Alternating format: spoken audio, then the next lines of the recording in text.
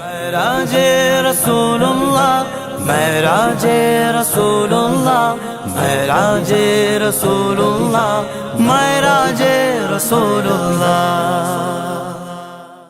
الحمدللہ رب العالمین والصلاة والسلام علی سید الانبیاء والمرسلین۔ ناظرین کرام، السلام علیکم ورحمۃ اللہ وبرکاتہ۔ میں ہوں آپ کا میزبان حافظ محمد طاہر قادری، اور آپ دیکھ رہے ہیں الحمدللہ معراج خاتم الانبیاء صلی اللہ تعالیٰ علیہ وآلہ وسلم کی خصوصی نشریات IDS کے پلیٹ فارم سے۔ ناظرین کرام، آج بڑی مبارک رات ہے، اور میں سمجھتا ہوں کہ یہ اتنی خوبصورت رات ہے کہ نبی پاک صلی اللہ علیہ وآلہ وسلم کو معراج عطا ہوئی۔ اللہ اکبر! ایسی ہستی اور اللہ کے ایسے محبوب کہ جو ہر دم ہر لمحہ عروج میں ہی رہے، اور اس عروج کو بھی جب معراج عطا ہوئی تو وہ یہ وہی شب ہے کہ جس میں اللہ تبارک و تعالیٰ نے اپنے محبوب صلی اللہ علیہ وسلم کو یہ معراج عطا فرمائی اور اپنا دیدار عطا فرمایا، اور کتنی نعمت عطا فرمائی۔ اللہ اکبر! یہ بہت ساری باتیں آج کی اس مبارک رات کے ساتھ جڑی ہوئی ہیں۔ ناظرین کرام، تاریخ اسلام کے واقعات اور نبی پاک صلی اللہ علیہ وسلم کے معجزات میں سے ایک عظیم معجزہ معراج شریف ہے۔ معراج شریف کے متعلق جاننا اور معراج شریف کے متعلق عقیدہ اہل سنت کیا ہے، یہ جاننا یہ بھی بہت ضروری ہے۔ اور میں آپ لوگوں سے یہ ضرور کہوں گا، آج گزارش کروں گا کہ حضور سے محبت یقیناً ہم سب کرتے ہیں، تو بندہ جس سے محبت کرتا ہے نا، اس کے بارے میں خاص باتیں تو اس کو جاننی چاہیے، اس کے بارے میں اس کو معلومات ہونی چاہیے۔ اور جب نبی پاک صلی اللہ علیہ وسلم کی سیرت طیبہ ہم پڑھتے ہیں، اس کو سنتے ہیں، اس کو جاننے کی کوشش کرتے ہیں، تو نبی پاک صلی اللہ علیہ وسلم کی مبارک حیات میں ایک خاص جو موقع آتا ہے وہ معراج کا آتا ہے۔ اور اگر ہمیں معراج کے بارے میں پتہ ہی نہ ہو، کبھی ہم نے اس کے بارے میں یہ واقعہ سنا ہی نہ ہو، تو یہ بھی کتنی عجیب بات ہے کہ حضور صلی اللہ علیہ وسلم کو اللہ تبارک و تعالیٰ نے اتنی پیاری جو خوشی عطا فرمائی، یہ لمحات جو عطا فرمائے، ہمیں اس بارے میں کچھ نہیں پتہ، بنیادی باتیں بھی نہیں پتہ۔ تو میں آپ سب کو یہ دعوت دیتا ہوں کہ ایک مرتبہ واقعہ معراج جو IDS کے پلیٹ فارم سے الحمدللہ مکمل طور پر ریکارڈ ہو کر پبلش ہو چکا ہے، آپ نے اس کو لازمی ایک مرتبہ سننا ہے، کیونکہ وہ سب آپ سن لیں گے تو آپ کہیں گے کہ واقعی اتنے مستند انداز میں ہم نے پہلی مرتبہ اس واقعے کو سنا ہے۔ یقیناً آپ نے، ہو سکتا ہے اس سے پہلے بھی آپ نے سنا ہو، مگر اتنا وہ کہتے ہیں نا کہ بالکل ایک مینیج کر کے ایک بڑے طریقے سے بہت خوبصورت ریکارڈنگ کے ساتھ اور ایک مناظر کی مکسنگ کے ساتھ آپ نے انشاءاللہ اس طرح پہلی مرتبہ آپ سننے کا یہ شرف حاصل کریں گے۔ ناظرین کرام، آپ دیکھ رہے ہیں کہ ہمارے درمیان زبردست شخصیات تشریف فرما ہیں، پیارے پیارے ثناخواں بھی ہیں، علماء کرام بھی ہیں۔ مختصر سا انٹروڈکشن کروا دوں، اس کے بعد کچھ باتیں میں کروں گا، اور پھر خصوصی بیان معراج شریف کے حوالے سے کہ بھائی اس کے فضائل کیا ہیں۔ اللہ تبارک و تعالیٰ نے اپنے محبوب کو یہ فضائل و کمالات جو عطا فرمائے ہیں، یہ بہت ساری خوبصورت باتیں انشاءاللہ ہم عالم دین سے سنیں گے۔ تو مختصر سا انٹروڈکشن یہ ہے کہ جو خطاب فرمائیں گے، جو بیان فرمائیں گے اس موضوع پر، حضرت علامہ مولانا مفتی مدنی رضا صاحب، ماشاءاللہ آپ مسند پر جلوہ نشین ہیں، آپ خصوصی بیان فرمائیں گے۔ اور ہمارے بڑے ہی پیارے پیارے ثناخوانوں میں جو نمایاں شخصیات ہیں، سارے ہی نمایاں ہیں، مگر ان سب میں جو سب سے زیادہ نمایاں ہیں وہ ہمارے بہت ہی پیارے حضرت علامہ حافظ محمد بلال قادری صاحب، جو بہترین ثناخواں بھی ہیں، عالم دین بھی ہیں، اور بہترین اسکالر بھی ہیں۔ آپ یہاں تشریف فرما ہیں، آپ کو بھی میری جانب سے خوش آمدید۔ آج کی مبارک رات ہم سب کے لیے یہ مبارک لمحات یقیناً رحمتوں و برکتوں کا سامان لے کر آئے ہیں، اور ہم اس میں سے حصہ چاہتے ہیں۔ اللہ تعالی ہمیں حصہ وافر عطا فرمائے۔ ہمارے ساتھ حافظ محمد احسن قادری تشریف فرما ہے، اور ماشاءاللہ اس خوبصورت گلدستے کو جو کور کیا ہے وہ سادات کرام نے کیا ہے۔ سید محمد انس کریمی ایک طرف ہیں، اور ایک طرف ہمارے ہر دل عزیز سید عمیر شاہ صاحب تشریف فرما ہیں۔ تو میں آپ سب کو خوش آمدید کہتا ہوں۔ ناظرین کرام، اس سے پہلے کہ ہم بیان کی طرف بڑھیں، کچھ باتیں میں عرض کرنا چاہتا ہوں۔ یعنی کہ یہ جب میں آپ کو ہیڈنگز بتاؤں گا نا، تو پھر آپ کا انٹرسٹ لیول بڑھ جائے گا کہ ہاں یار، ہم نے واقعہ معراج ہمیں لازمی سننا چاہیے اور پراپر طریقے سے سننا چاہیے۔ شارٹ کلپس کے ذریعے کچھ باتیں سیکھنا، سمجھ لینا، یقیناً یہ بھی باعث برکت ہوا کرتی ہیں، بندہ اس کے ذریعے کنیکٹ ہو جاتا ہے، مگر پراپر وقت نکال کر پورا واقعہ معراج کو خاص انداز سے سن لینا، یہ بھی میں سمجھتا ہوں کہ بہت ضروری بھی ہے، اور اس کی اہمیت بھی بہت زیادہ ہے۔ معراج کے متعلق عقیدہ اہل سنت کیا ہے؟ حکیم الامت مفتی احمد یار خان نعیمی رحمۃ اللہ تعالیٰ علیہ فرماتے ہیں، یہ غور سے سنیے گا ذرا، کہ بیت اللہ شریف سے بیت المقدس تک کی جسمانی معراج قطعی یقینی ہے، اس کا انکار کفر ہے۔ بیت المقدس سے آسمان بلکہ لامکاں تک کی جو معراج ہے اس کا اگر اس لیے انکار کرتا ہے کہ آسمان کے پھٹنے کو ناممکن مانتا ہے تو یہ تو کفر ہے۔ یہ مفتی احمد یار خان نعیمی لکھ رہے ہیں کہ اس میں آیات قرآنیہ کا انکار ہو رہا ہے، اس لیے یہ کفر ہے۔ مطلب اس کے علاوہ کوئی اور وجہ ہے تو اس پر بھی یقیناً پھر وہ گمراہ ہے، اس پر بھی حکم گمراہیت کا لگتا ہے۔ مزید لکھتے ہیں کہ آیت کریمہ سبحان الذی سے بارکنا حولہ تک بیت المقدس تک کی معراج کا ذکر ہے، یعنی سبحان الذی سے بارکنا حولہ تک بیت المقدس تک کی معراج کا ذکر ہے۔ اور پھر لنریہ من آیاتنا میں آسمانی معراج کا ذکر ہے، سبحان اللہ۔ اور اس کے بعد انہ هو السمیع البصیر میں لا مکانی معراج کا ذکر ہے۔ یہ میرات المناجیح سے میں نے پیش کیا۔ پھر ذہن میں آتا ہے، اور یہ بات یقیناً بچوں کو بھی پتہ ہونی چاہیے، بڑوں کو بھی پتہ ہونی چاہیے کہ واقعہ معراج کب ہوا۔ مفتی احمد یار خان نعیمی رحمۃ اللہ تعالیٰ علیہ فرماتے ہیں کہ جسمانی معراج نبوت کے 11ویں سال یعنی ہجرت سے 2 سال پہلے اپنی چچا زاد ہمشیرہ ام ہانی کے گھر سے 27ویں رجب 2 شنبہ کی شب کو ہوا۔ یہ مواہب لدنیا مع زرقانی سے میں نے پیش کیا۔ اچھا، ام ہانی کے گھر سے مسجد حرام تک، اب یہ اس کا ایک ٹائٹل ہے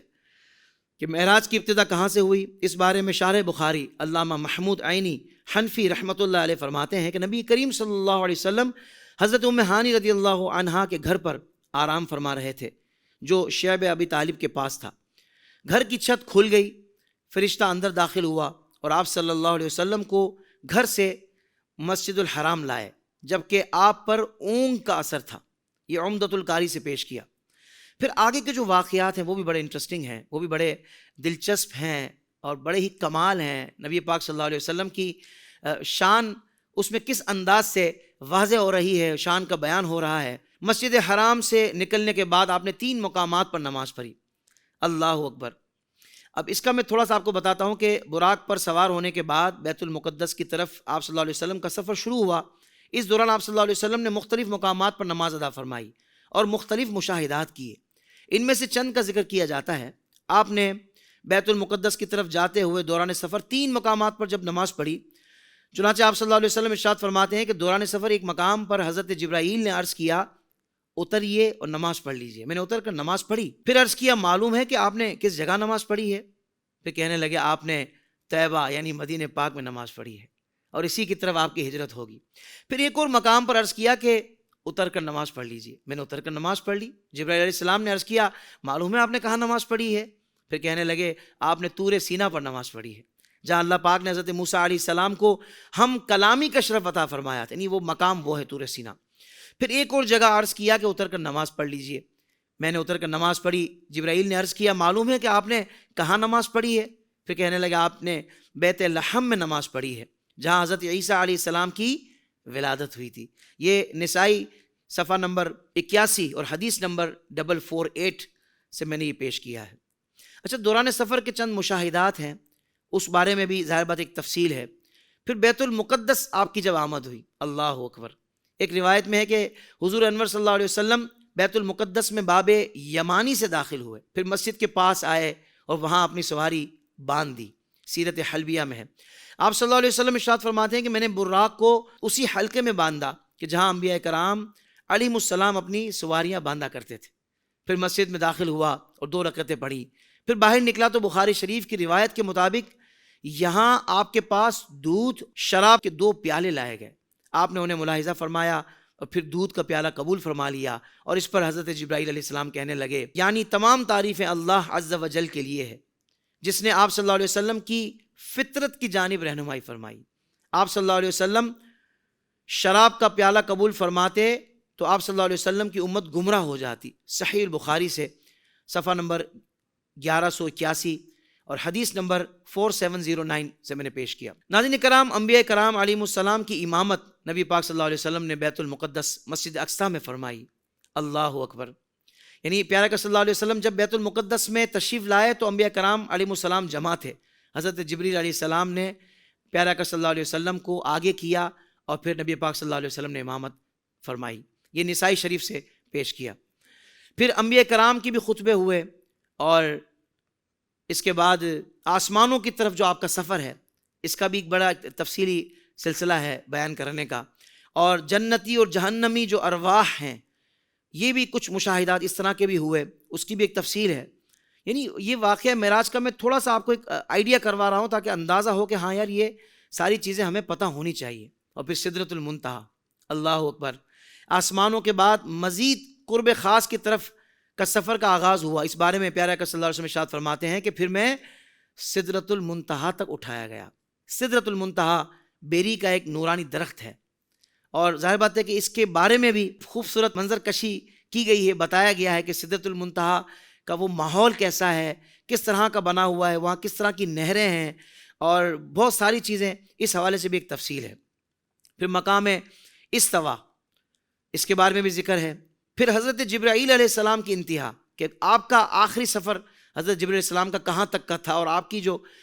وہاں سے آگے پھر بڑھنے کی آپ کو اجازت نہیں ہے. پھر وہاں سے آگے جانا بھی میرے پیارے آقا صلی اللہ علیہ وآلہ وسلم کا کمال ہے جو اللہ نے عطا فرمایا، اور اللہ کے محبوب ہیں. اور جو محبوب ہوتا ہے تو سید اعلیٰ حضرت کہتے ہیں نا کہ میں تو مالک ہی کہوں گا کہ ہو مالک کے حبیب، یعنی محبوب و محب میں نہیں میرا تیرا. اور پھر ناظرین کرام آگے نمازوں کی فرضیت کا جو معاملہ ہے وہ بھی پورا ایک واقعہ ہے کہ کس طریقے سے 50 نمازوں کا تحفہ ملا، اور حضرت موسیٰ علیہ السلام کے ساتھ جو نبی پاک صلی اللہ علیہ وسلم کا جو کلام کا سلسلہ رہا، اور پھر 50 سے 5 کس طرح ہوئی، یہ پورا ایک واقعہ ہے، بڑا ہی خوبصورت واقعہ ہے. یہ بھی جب آپ سنیں گے تو پھر آپ کو اندازہ ہوگا. اور پھر جنت و دوزخ کی سیر، نبی پاک صلی اللہ علیہ وسلم کو جنت کی سیر کروائی گئی، اور دوزخ کو بھی آپ نے ملاحظہ کیا کہ وہاں کی جو احوال ہیں، اللہ اکبر. تو میرے پیارا کا صلی اللہ علیہ وسلم کو تو رب تعالیٰ نے یہ ساری چیزیں بتا دی، سب دکھا دیا. اب جو لوگ کہتے ہیں کہ حضور تو ہمارے جیسے ہیں، ان کو کیا پتہ، تو میں کہتا ہوں کہ بھائی اس کا مطلب ہے کہ آپ کی چھوٹی سی عقل یہ فیصلہ کر رہی ہے کہ اللہ کے محبوب کو کیا پتہ، تو یقیناً یہ آپ کی نادانی ہے، آپ کی ناسمجھی ہے، اور یہ کم علمی ہے. تو اگر اچھے لوگوں کے ساتھ جڑ جائیں گے اور قرآن کو محبت سے پڑھیں گے تو پھر آپ کو ایک ایک آیت میں اللہ کے محبوب کی شان نظر آئے گی. اللہ اکبر. بس یہ آخری بات کر کے انشاءاللہ پھر ہم بیان کی طرف جائیں گے کہ علامہ مفتی مدنی رضا صاحب انشاءاللہ بیان فرمائیں گے. حضرت سیدتنا عائشہ صدیقہ رضی اللہ عنہا سے روایت ہے کہ نبی کریم صلی اللہ علیہ وسلم کو مسجد اقصیٰ تک کی سیر کرائی گئی. آپ نے صبح لوگوں کو خبر دی. مومنوں میں سے کچھ نے تصدیق کی اور کچھ نے نہیں کی. کچھ مشرکین حضرت ابوبکر صدیق رضی اللہ عنہ کے پاس آ کر کہنے لگے، کیا آپ اس بات کی تصدیق کر سکتے ہیں جو آپ کے دوست نے کہی ہے کہ انہوں نے راتوں رات مسجد حرام سے مسجد اقصیٰ کی سیر کی؟ حضرت ابوبکر نے فرمایا، او قال ذالک، کیا واقعی میرے آقا نے یہ فرمایا ہے؟ کہا جی ہاں. ارشاد فرمایا، لئن کان قال ذالک لقد صدق، یعنی اگر آپ نے یہ فرمایا ہے تو یقیناً سچ فرمایا ہے. لوگوں نے کہا، کیا آپ اس بات کی تصدیق کرتے ہیں کہ وہ رات کو بیت المقدس گئے اور صبح ہونے سے پہلے واپس آ گئے؟ فرمایا نعم، انی لأصدقہ فیما هو ابعد من ذلك، اصدقہ بخبر السماء فی غدوۃ او روحۃ. جی ہاں، میں تو ان کی آسمانی خبروں کی بھی صبح و شام تصدیق کرتا ہوں، اور یقیناً وہ تو اس بات سے بھی زیادہ حیران کن اور تعجب خیز ہے. واقعہ معراج کی فوراً تصدیق کرنے کی وجہ سے آپ کو صدیق کہا جاتا ہے. تو آئیے ناظرین کرام، یہ تو میں نے بہت مختصر آپ کو صرف آپ کی دلچسپی کو بڑھانے کے لیے کہ یہ واقعہ معراج کتنا شاندار واقعہ ہے، معراج مصطفیٰ صلی اللہ علیہ وسلم کتنا شاندار معجزہ ہے نبی پاک صلی اللہ علیہ وسلم کا، اور کیا شان اللہ تبارک و تعالیٰ نے اپنے محبوب کو عطا فرمائی ہیں. تو یہ ساری باتیں ہمارے لیے سننا یقیناً اہم بھی ہے، ضروری ہے، اور یقیناً ہماری ایمان کو جلا بخشنے کے لیے اور ہمارے ایمان کو تازگی بخشنے کے لیے اور محبت کو مزید بڑھانے کے لیے بھی یقیناً معاون ثابت ہوگا. میں گزارش کروں گا حضرت علامہ مولانا مفتی مدنی رضا صاحب سے کہ آپ خصوصی بیان معراج شریف کے حوالے سے فرمائیں تاکہ ہمیں بہت کچھ قرآن کی روشنی میں سیکھنے کو ملے. الحمدللہ رب العالمین، الصلاۃ والسلام علی سید الانبیاء والمرسلین، اما بعد فاعوذ باللہ من الشیطان الرجیم، بسم اللہ الرحمن الرحیم. قال اللہ تبارک و تعالی فی القرآن المجید والفرقان الحمید، سبحان الذي أسرى بعبده ليلا من المسجد الحرام إلى المسجد الأقصى صدق الله العلي العظيم وقال الله تبارك وتعالى في شان حبيبه إن الله وملائكته يصلون على النبي يا أيها الذين آمنوا صلوا عليه وسلموا تسليما صلی اللہ علی النبی الامی وآلہ صلی اللہ علیہ وسلم صلاۃ و سلام علیک یا سیدی یا رسول اللہ۔ یقیناً واقعہ معراج سرکار علیہ الصلاۃ والسلام کے فضائل و کمالات میں ایک ایسا زبردست کمال ہے کہ جس کے ایک ایک پہلو پر اگر ہم کلام کریں تو ہمیں معلوم ہوگا کہ یہ واقعہ معراج سرکار علیہ الصلاۃ والسلام کی شان و عظمت کے مختلف پہلوؤں کو بھی اجاگر کرتا ہے، ساتھ ہی ہمیں یہ بھی بتاتا ہے کہ یہ واقعہ معراج ایک مسلمان کو سرکار علیہ الصلاۃ والسلام کے متعلق کیا نظریات رکھنے چاہیے وہ بھی ہمیں سکھاتا ہے۔ واقعہ معراج نبی کریم علیہ الصلاۃ والسلام کی فضائل میں، آپ کے کمالات میں ایک ایسا عظیم کمال ہے کہ اگر ہم اس کے ایک ایک پہلو پر توجہ کریں، اس کے ایک ایک شق کے اوپر بات کریں تو سرکار علیہ الصلاۃ والسلام کے بے شمار فضائل بھی ہمیں اس میں دیکھنے کو ملتے ہیں، اور نبی کریم علیہ الصلاۃ والسلام کے متعلق ایک مسلمان کو کیا عقیدہ رکھنا چاہیے، کیا نظریہ رکھنا چاہیے وہ بھی کھل کر سامنے آ جاتا ہے۔ یقیناً اس واقعے کے ہر پہلو پر کلام کرنا ہمارے لیے ممکن تو نہیں ہے اس وقت، لیکن جو آیت مقدسہ میں نے آپ کی خدمت میں تلاوت کی انشاءاللہ اسی کو سامنے رکھتے ہوئے کچھ گزارشات، کچھ باتیں آپ کی خدمت میں ذکر کروں گا، لیکن اس سے پہلے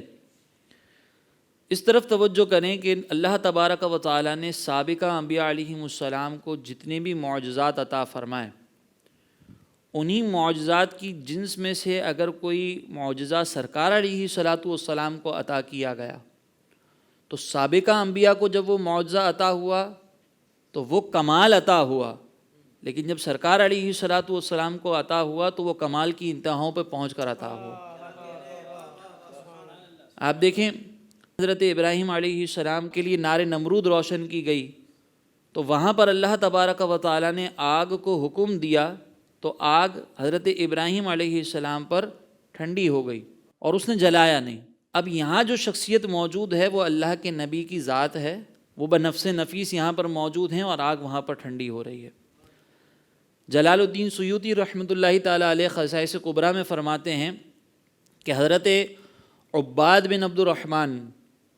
وہ یہ کہتے ہیں کہ ایک مرتبہ ہم حضرت انس بن مالک کے گھر پر گئے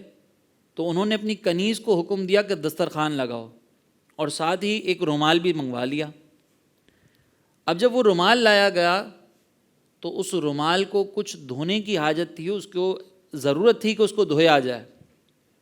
تو حضرت انس بن مالک نے کنیز کو حکم دیا کہ ایک آگ جلاؤ اور اس آگ کے اندر اس رومال کو پھینک دو۔ کچھ دیر کے بعد جب وہ رومال نکالا گیا تو ہونا یہ چاہیے تھا، عادت یہ کہتی ہے، عقل یہ کہتی ہے کہ جب یہ رومال آگ میں گیا ہے تو جل کر راکھ ہو جائے، لیکن جب وہ آگ سے باہر آتا ہے تو جل کے راکھ نہیں ہوتا بلکہ انتہائی اجلا اور صاف ستھرا ہو جاتا ہے۔ اب حضرت عباد بن عبد الصمد کہتے ہیں کہ ہم نے حضرت انس بن مالک سے پوچھا کہ یہ کیا وجہ ہے، آگ کا کام تو جلانا تھا لیکن یہ آگ اس رومال کو ستھرا کر رہی ہے؟ تو حضرت انس بن مالک کہتے ہیں کہ یہ رومال کوئی عام رومال نہیں ہے، یہ رومال کوئی کسی عام شخصیت کا رومال نہیں ہے، بلکہ اسے نسبت جو ہے وہ نسبت مصطفیٰ حاصل ہے کہ میرے آقا علیہ الصلاۃ والسلام اس رومال کو استعمال کرتے تھے اور اپنے چہرہ انور کو اس سے صاف کیا کرتے تھے۔ اس وقت سے لے کر اب تک ہم نے یہ رومال اپنے پاس رکھا، جب ہمیں اس کو دھونے کی ضرورت پیش آتی، اس کو اجلا کرنے کی ضرورت پیش آتی تو ہم پانی سے نہیں دھوتے تھے، اس کو آگ سے ڈال دیا کرتے تھے، آگ اس کو اجلا کر کے ہمیں واپس دیتی تھی۔ وہاں نبی کی ذات موجود ہے، وہ بھی کمال ہے، لیکن یہاں پر نبی کی ذات سے مس ہونے والا رومال موجود ہے، وہاں پہ آگ نبی کی ذات پر ٹھنڈی ہو رہی ہے، اور یہاں پر آگ جو ہے نبی کی ذات سے نسبت حاصل کرنے والے رومال پر ٹھنڈی ہو رہی ہے۔ وہ معجزہ کمال ہے، یہ معجزہ کمال کی انتہا ہے۔ اسی طرح اب آپ دیکھیں حضرت موسیٰ علیہ السلام کی شان بڑی بلند ہے. حضرت موسیٰ علیہ السلام کو اللہ نے بڑے کمالات عطا کیے. خود اللہ تعالیٰ نے قرآن عظیم میں ارشاد فرمایا کہ وَلَقَدْ آتَيْنَا مُوسَىٰ 9 آیَاتٍ بَيِّنَاتٍ، کہ ہم نے موسیٰ کو 9 روشن نشانیاں عطا کی. اب وہ نشانیاں بھی کوئی عام نشانیاں نہیں، بڑی کمال کی نشانیاں ہیں. حضرت موسیٰ علیہ السلام جب عصا کو زمین پر ڈالتے ہیں تو وہ عصا اژدہے میں تبدیل ہو جاتا ہے. حضرت موسیٰ علیہ السلام جب اس عصا کو سمندر پر مارتے ہیں تو وہ دریا پھٹ جاتا ہے، راستہ دے دیتا ہے. حضرت موسیٰ علیہ السلام کو جب لوگ تنگ کرتے ہیں، آپ کی نافرمانی کرتے ہیں، تو اللہ تعالیٰ ان کے اوپر طوفان کا عذاب بھیج دیتا ہے، کہیں ٹڈیوں کا عذاب بھیجا جا رہا ہے. تو یہ سارے معجزات کمال ہیں، اور اللہ نے فرمایا کہ ہم نے موسیٰ کو 9 نشانیاں عطا کی. اب یہ 9 نشانیاں عطا کی ہیں، یہ سب کمال ہیں. لیکن جب انبیاء علیہم السلام کا فضائل کو بطور خاص ذکر کیا گیا، جہاں اللہ تعالیٰ نے یہ بیان کیا کہ ہم نے ایک نبی کو، ایک رسول کو دوسرے پر فضیلت عطا کی ہے، تو وہاں ان معجزات کا ذکر نہیں تھا، وہاں پہ ایک خاص معجزہ ذکر کیا. اللہ نے فرمایا تلک الرسول فضلنا بعضهم علی بعض، کہ یہ رسول ہیں جن میں سے ہم نے بعض کو بعض پر فضیلت دی. منہم من کلم اللہ، ان میں سے بعض ایسے ہیں جن سے اللہ نے کلام کیا. تو وہ 9 معجزات عطا کیے ہیں، لیکن جب رسولوں کی فضیلت کی بات کی جا رہی ہے تو یہاں پہ بطور خاص اللہ نے فرمایا کہ موسیٰ سے تو ہم نے کلام کیا ہے. معلوم ہوا کہ وہ سارے معجزات با کمال ہیں، لیکن موسیٰ علیہ السلام کو دیے جانے والے تمام معجزات میں اگر جو سب سے بڑی فضیلت والی بات ہے تو وہ موسیٰ علیہ السلام کا اللہ سے کلام کرنا ہے. اب جب اس کلام کے لیے موسیٰ علیہ السلام جاتے ہیں، اللہ کی بارگاہ میں کلام کرنے کے لیے جاتے ہیں، تو اللہ تبارک و تعالیٰ نے فرمایا کہ وَلَمَّا جَاءَ مُوسَىٰ لِمِيقَاتِنَا، کہ وہ وقت یاد کریں کہ جب موسیٰ اپنے رب کے پاس وعدے کے وقت پر آئے تو وہاں پر کیا ہوا؟ فرمایا کہ جب موسیٰ آئے تو ان سے ان کے رب نے کلام کیا. اب یہ وہ معجزہ ذکر کیا جا رہا ہے کہ جو با کمال معجزہ ہے. موسیٰ علیہ السلام کو دیے جانے والے تمام معجزات میں ایسی فضیلت والا معجزہ ہے کہ اللہ تعالیٰ نے اس کو بطور خاص ذکر کیا. اب یہ موسیٰ علیہ السلام خود جا رہے ہیں، زمین کے ایک حصے سے دوسرے حصے کی طرف جا رہے ہیں، اور وہاں پر زمین پر رہتے ہوئے عرش الہی کا مشاہدہ کر رہے ہیں. بہت بڑی کمال کی بات ہے. لیکن اللہ کی عادت کریمہ یہ ہے کہ جو کمال معجزات اللہ تبارک و تعالیٰ نے انبیاء علیہم السلام کو دیے ہیں، جب انہی معجزات کی جنس میں سے کوئی معجزہ اللہ اپنے محبوب کو دیتا ہے تو پھر وہ کمال کی انتہاؤں پر جا کر دیتا ہے. اب یہاں پر موسیٰ علیہ السلام نے کلام کیا، یہ موسیٰ علیہ السلام کا بڑا زبردست معجزہ تھا، لیکن اللہ نے فرمایا کہ موسیٰ خود آئے تھے. لیکن جب انبیاء علیہم السلام کی ان معجزات کے بعد اللہ تبارک و تعالیٰ نے اپنے محبوب کا ذکر کیا تو فرمایا سبحان الذی اسریٰ بعبدہ، کہ ہمارے بندے خود نہیں آئے تھے، رب ان کو لے کر گیا تھا. تو اب معجزے کا جب ذکر بھی کیا جا رہا ہے تو کمال انداز سے ذکر کیا جا رہا ہے. اب اس آیت پر ہم کلام کرتے ہیں کہ اس آیت میں اللہ تبارک و تعالیٰ نے جب اپنے حبیب کا ذکر کیا، اس معجزے کو بیان کیا، تو کس انداز سے بیان کیا اور اس میں کیا کیا عظمت کے پہلو ہیں. لیکن یہاں پر رک کر تھوڑا سا اس طرف بھی ہمیں دیکھنا ہے کہ یہ معجزہ جو اللہ نے عطا کیا ہے یہ کس شان کے ساتھ عطا کیا، اور اس کی بنیادی وجوہات میں سے ایک اور وجہ کیا تھی. ہم دیکھتے ہیں کہ میرے آقا علیہ الصلاۃ والسلام سیدہ خدیجۃ الکبریٰ رضی اللہ تعالیٰ عنہا سے انتہائی محبت کرتے ہیں. پھر سرکار علیہ الصلاۃ والسلام کے چچا ابو طالب سرکار علیہ السلام کا ساتھ دیا کرتے تھے. اب موقع ایسا آیا کہ جناب سیدہ خدیجۃ الکبریٰ رضی اللہ تعالیٰ عنہا وصال فرما جاتی ہیں، ابو طالب وفات پا جاتے ہیں، سرکار علیہ السلام رنجیدہ ہیں، طائف کے میدانوں میں جاتے ہیں، سرکار علیہ السلام وہاں پر تبلیغ دین کرتے ہیں. اب وہاں پر طائف والے سرکار کی دعوت کو قبول کرنے کی بجائے بغاوت کا اظہار کرتے ہیں. تو وہاں پر طائف کے میدان میں جب وہ بغاوت کا اظہار کرتے ہیں، اللہ کے پیغام کو قبول نہیں کرتے، تو سرکار علیہ السلام کا قلب اطہر مزید رنجیدہ ہو جاتا ہے. یہ تینوں واقعات پے در پہ ہو رہے ہیں، اور میرے آقا علیہ الصلاۃ والسلام کا قلب اطہر انتہائی مغموم ہے. اب اگر ہم اپنی عادت دیکھیں کہ ہمارا کوئی دوست ہو جس سے ہمیں بڑی محبت ہو، جس سے ہمارا بڑا قلبی لگاؤ ہو، اس کے والدین میں سے کسی کا انتقال ہو جائے، اس پر کوئی غم کی کیفیت آ جائے، تو ہم یہ کہتے ہیں کہ یار یہ دوست ہے، کافی دنوں سے رنجیدہ ہے، آؤ اس کو کچھ سیر کرواتے ہیں، اس کے ماحول کو مختلف کرتے ہیں، تاکہ اس کے دل پر جو غم طاری ہے وہ غم اس سے دور ہوگا، اور جب غم دور ہوگا تو اس کی کیفیت بدلے گی، اس کے دل میں سرور داخل ہوگا۔ یہاں اللہ کے حبیب جو ہیں وہ غمگین ہیں۔ اللہ تبارک و تعالیٰ نے اپنے محبوب کے غم کو دور کرنے کے لیے کسی مخلوق میں سے کسی کو منتخب نہیں کیا کہ جاؤ اٹھو اور میرے محبوب کو سیر کرواؤ، بلکہ اللہ نے جبریل کو کہا کہ اے جبریل، ہمارے محبوب غمگین ہیں، اب یہ کائنات کے محبوب ہیں، یہ رب کائنات کے محبوب ہیں، اے جبریل کوئی مخلوق میں سے اٹھ کر ان کو سیر نہیں کرائے گا، ہم خود ان کو سیر کرائیں گے۔ اب یہاں پر آپ ذرا غور کریں کہ سرکار علیہ الصلاۃ والسلام کے قلب اطہر کا مغموم ہونا رب تبارک و تعالیٰ کو پسند نہیں ہے۔ رب یہ چاہتا ہے کہ میرے محبوب کے دل میں، میرے محبوب کے قلب میں خوشی داخل ہو۔ اب یہ سفر ہے بھی بڑا شاندار، اور اس سفر میں سرکار علیہ السلام کی فضیلت بھی بڑی باکمال ہے۔ اب جب کوئی سفر کرتا ہے، کوئی بڑی شخصیت سفر کرتی ہے، تو اس کے لیے ایک سفر نامہ تیار ہوتا ہے کہ چلیں اس کا سفر نامہ پڑھیں، دیکھیں، اور اس سفر نامے کے کچھ مقدمات ہوتے ہیں، کچھ اجزاء ہوتے ہیں کہ بھئی یہ سفر کیا گیا ہے تو اس کو کامل طریقے سے بتایا جائے کہ سفر کس کے حکم پر ہوا تھا، سفر کس نے کیا تھا، سفر کی مدت کتنی تھی، سفر کس وقت کیا گیا تھا، سفر کے مقاصد کیا تھے، جس مقام پر سفر کیا گیا اس مقام کی جگہ میں ایسی کیا خصوصیت تھی کہ وہاں لے کر گئے، پھر اسی طریقے سے کیا مقاصد اس سفر کے پیش نظر ہے، یہ ساری چیزیں ایک سفر نامے میں ہوتی ہیں۔ اب یہ جو سفر کیا جا رہا ہے یہ ایسا سفر تھا کہ جو عقلوں میں آنے والا نہیں تھا۔ اگر مخلوق میں سے ہی اٹھ کے کوئی بیان کرتا تو کہنے والے کہہ سکتے کہ بھئی یہ کیسا بیان ہے، اس پر ہو سکتا ہے کوئی یقین نہ کرتا۔ اور پھر اب یہ سفر جب شاندار ہے، عظمتوں کو لیے ہوئے ہے، تو پھر اس کے سفر کے بیان میں بھی ایک ایک جملہ، ایک ایک لفظ ایسا ہونا چاہیے تھا کہ ہر جملہ، ہر لفظ سرکار علیہ السلام کی شان و عظمت کو اجاگر کرے۔ تو پھر مخلوق نے سفر نامے کو بیان نہیں کیا، خود خالق نے ایک سفر نامے کو بیان کیا، اور اس سفر نامے کے جتنے اجزاء تھے، جو جو سوالات ذہن میں آ سکتے تھے، رب تبارک و تعالیٰ نے ان تمام سوالات کے جوابات بھی عطا کیے، اور اس شان سے عطا کیے کہ ایک ایک کلمہ میرے محبوب علیہ الصلاۃ والسلام کی شان و عظمت کو اجاگر کر رہا۔ اب آپ دیکھیں، سوال ہوتا ہے کہ بھئی سفر کس کے حکم پر ہوا، تو فرمایا سبحان الذی، یہ اس کے حکم پر ہوا ہے کہ جس کی ذات سبحان ہے، جو ہر عیب سے پاک ہے۔ پھر سفر کس نے کیا، فرمایا سبحان الذی اسری بعبدہ، سفر ہمارے بندے نے کیا۔ کب کیا،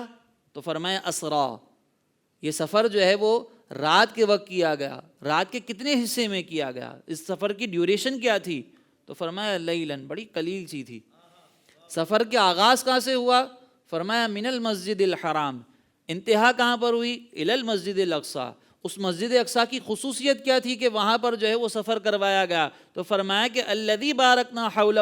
یہ مسجد اقصیٰ وہ ہے کہ جس کے ارد گرد برکتیں رکھی گئی ہیں۔ اس سفر کا مقصد کیا تھا، تو فرمایا لنوریہ من آیاتنا، تاکہ ہم اپنی آیات ان کو دکھائیں،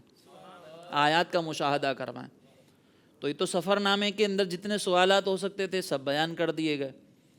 اب اس میں جو ایک ایک کلمے سے شان عظمت ظاہر ہو رہی ہے وہ بھی بڑی کمال ہے۔ اللہ نے فرمایا سبحان الذی، پاک ہے وہ ذات۔ اب چونکہ سفر ایسا تھا کہ رات کے قلیل حصے میں،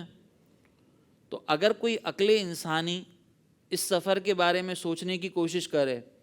بشری قوتوں کے مالک اپنے محدود علم کے دائرے میں رہ کر اس کو سوچنے کی کوشش کریں، اس پر غور کریں، تو یہ ممکن نظر نہیں آتا۔ لیکن یہ ممکن بشر کے لیے نظر نہیں آتا، یہ بشری قوتوں کے مطابق نظر نہیں آتا۔ تو اللہ نے فرمایا کہ یہ بشری قوتوں کے ساتھ سوچو گے تو تمہیں نہیں سمجھ میں آئے گا۔ اسی لیے ہم یہ کہتے ہیں کہ یہ سفر کروانے والا سبحان ہے، جو تمام عیب سے پاک ہے، تمام بشری تقاضوں سے پاک ہے۔ اس کی شان یہ ہے کہ وہ اپنے محبوب کو جب سفر کروائے تو وہ رات کے ایک لمحے کے اندر لامکہ کی سیر کروا کے واپس لے کر آتے ہیں، اور یہ اپنے محبوب کی عظمت کا دفاع اللہ تبارک و تعالی نے کیا کہ محبوب کی عظمتوں کو سمجھنا ہے تو اپنی بشری عقلوں کو سامنے نہ رکھو، بلکہ یہ دیکھو کہ سفر کروانے والا کون ہے۔